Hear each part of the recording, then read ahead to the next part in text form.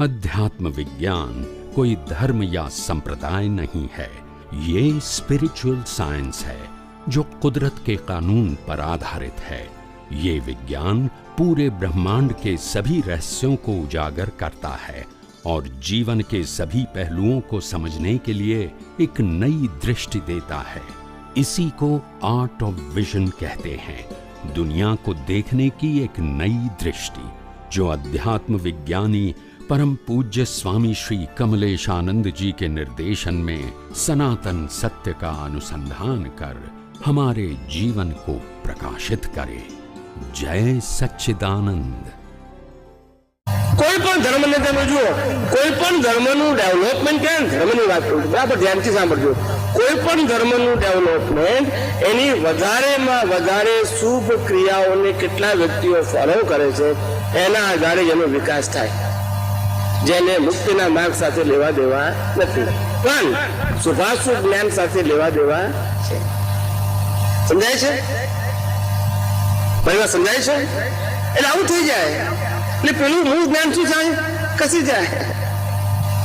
જ્ઞાની પુરુષ એના માટે નથી આયા। જ્ઞાન વસ્તુ જ એવી છે કે એટલું બધું એક્ઝેક્ટ સિદ્ધાંતિક દ્રષ્ટિમાં આવે નહીં ત્યાં સુધી એની અને હજાર વાર એનું અભ્યાસ આવે જ નહીં। એ આમ બધાને એક સામતું સમજાઈ શકાય એવું પણ વસ્તુ નથી લાગતી કે પહેલી વસ્તુ એ કે તત્વજ્ઞાનની વસ્તુ છે તે જિજ્ઞાસુઓ માટે જ હોય, માસ ઓફ પીપલ માટે કોઈ કાળે ના હોય, કોઈ કાળે ના હોય। અહીંયા મહાવીર પણ આવે તો બધાને પણ તત્વની વાત સમજાઈ ના શકે, પ્રશ્ન પૂછેનો જવાબ આપે પણ બધાને સમજાય એ જરૂરી નથી। અને એની સાબિતી આપણે 26 વર્ષ પછી અહીંયા છે તે સમજાય છે। એ વખતે સમજી ગયા હોત તો અહીંયા ના હોત આપણે, એટલે એ તો સમજાવનારા હતા પણ આપણે સમજનારા નતા, નહીં તો અહીંયા ના હોત આપણે। એમનું તો સામર્થ્ય પૂરેપૂરું હતું પણ આપણે ડાયજેસ્ટ ના કરી શક્યા તો એ શું કરે? સમજાય છે? એટલે આ તો આ અત્યારે તમે જે બેઠા છો ને સાંભળો છો એના કરતા 500,000 વર્ષ પછી લોકો આ જ્ઞાન ઉપર સંશોધન કરશે। આ લેવલનું જ્ઞાન આ કળિયુગમાં હોઈ શકે નહીં। શું કીધું? ના હોઈ શકે। આ લેવલનું જ્ઞાન આવી સરળ ભાષામાં આ કાળમાં હોઈ શકે જ નહીં। આવું ક્લેરિટી, શું કીધું? ગોળ ગોળ બધી વાતો હોય, કેવી હોય? અધરતાળ વાતો, સમજાયું ને? સિદ્ધાંતો આટલી ક્લેરિટી જ ના હોય। અને જુઓ પ્રશ્ન પૂછનારા બચારા એમ કે નિર્ભયતાથી પૂછે ને જવાબ આપનારા પણ નિર્ભયતાથી જવાબ આપે। ખ્યાલ આવ્યો? મનને નિરાકુરતા હોય, શું છે? કોઈને ભય ના હોય। આવું વાતાવરણ જ કળિયુગમાં ના હોય।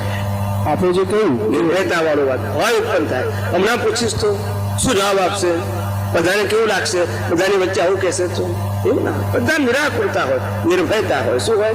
કારણ કે જવાબ આપનારો જે છે એને એવું દર્શન ક્લિયર છે કે એની ક્યારેય કોઈ ગોળ ગોળ વાત કે મારે તમને ના સમજાય એવા ગોળ ગોળ વાતો કરીને ટૂંકું કરી નાખવાનો જવાબ કે સ્ટાન્ડર્ડ આન્સર આપવાનો હોય। કેવા?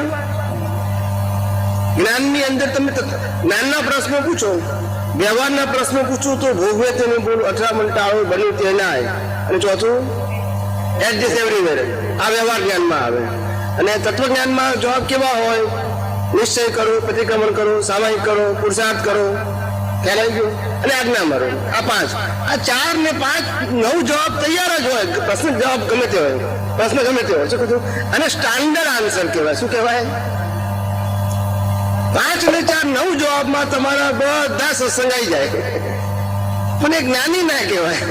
એ શું કહેવાય કે છાપેલા જવાબ, શું કહેવાય ને? Printed answer. શું કહેવાય? અને આમાંથી એક જવાબ આપણે સમજી પડી જાય। શું કીધું? કારણ કે કાઉન્ટર ક્વેશ્ચન કરવાનો જ ના હોય। શું કીધું? ત્યારે એ તો બધા ખુલાસા તમે ના સમજાય તમે 10 વખત પૂછી શકો અને પાછું સમાધાન થાય તેવું। શું તમારે સમાધાન કરવું ના પડે? તમને કન્વિન્સ થાય કે નહીં વાત બરાબર થવા મને ઘેર બેસી ગઈ। શું કીધું? ઘેર બેસી। હા, કારણ કે જ્ઞાની પોતે ક્લિયર છે ને, પોતે ક્લિયર ના હોય તો શું થાય? મારે તમને જવાબ ના અપાય।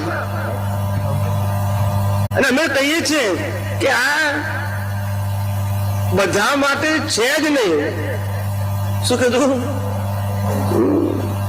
આ તો જિજ્ઞાસુઓ માટે છે. કોના માટે છે? આ માર્કેટિંગ વસ્તુ નથી, આ ને કોમન વસ્તુ નથી. આ શું નથી?